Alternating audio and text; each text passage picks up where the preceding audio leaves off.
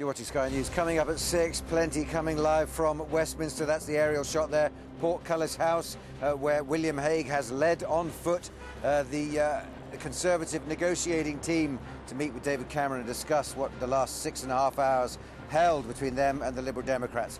Plenty of that to come up on Sky News at 6. All the analysis from that location and Downing Street as this story moves on deeper into mystery at the moment. First, though, here's the weather with Joe.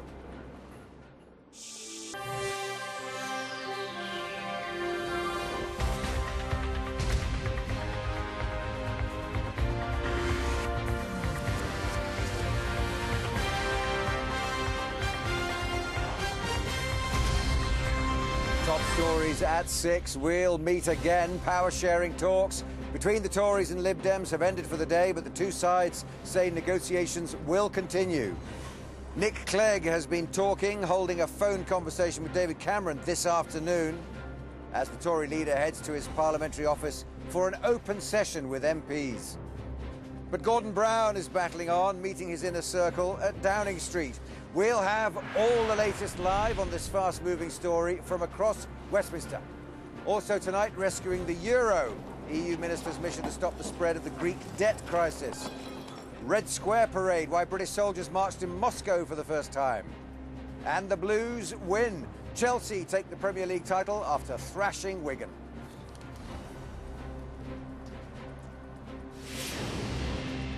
Live from the Sky News Centre, this is Sky News with Andrew Wilson in Westminster.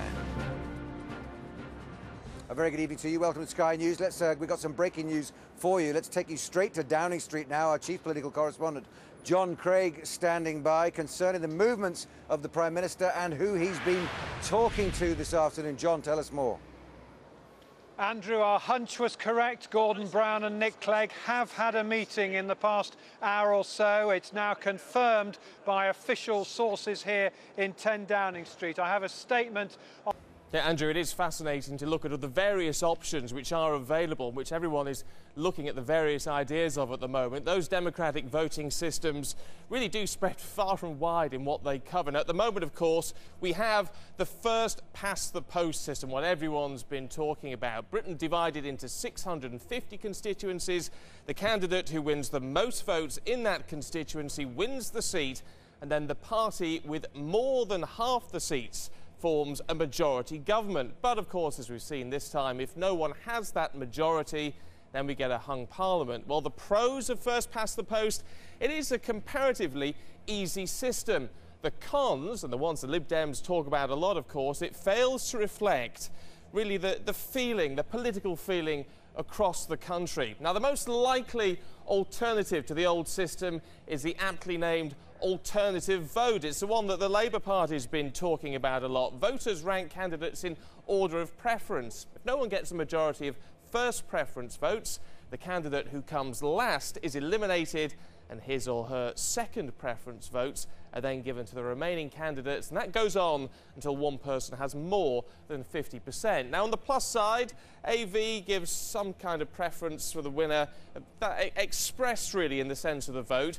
But in some cases, MPs will win seats on second and third preference votes without being anyone's first choice. So it could be argued that they have a flimsy moral mandate. Well, then we have AV+. Voters not only number candidates in order of preference, but they back candidates from a party list who then top up Parliament. Here, Parliament does better reflect how the country as a whole voted in the general election, but cons, quite complicated, and you get two classes of MPs really, those constituency MPs with a direct mandate from the electorate and those selected from their own parties to do the job. Now, the last option is the one the Lib Dems talk about a lot. It's the single transferable vote. It's what they say is the best form of PR.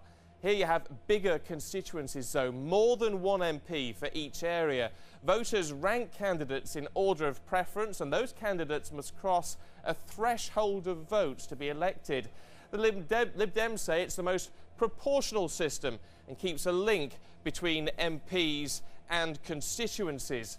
But again, it is very complicated, and it would create these huge constituencies to hold the multi-member system.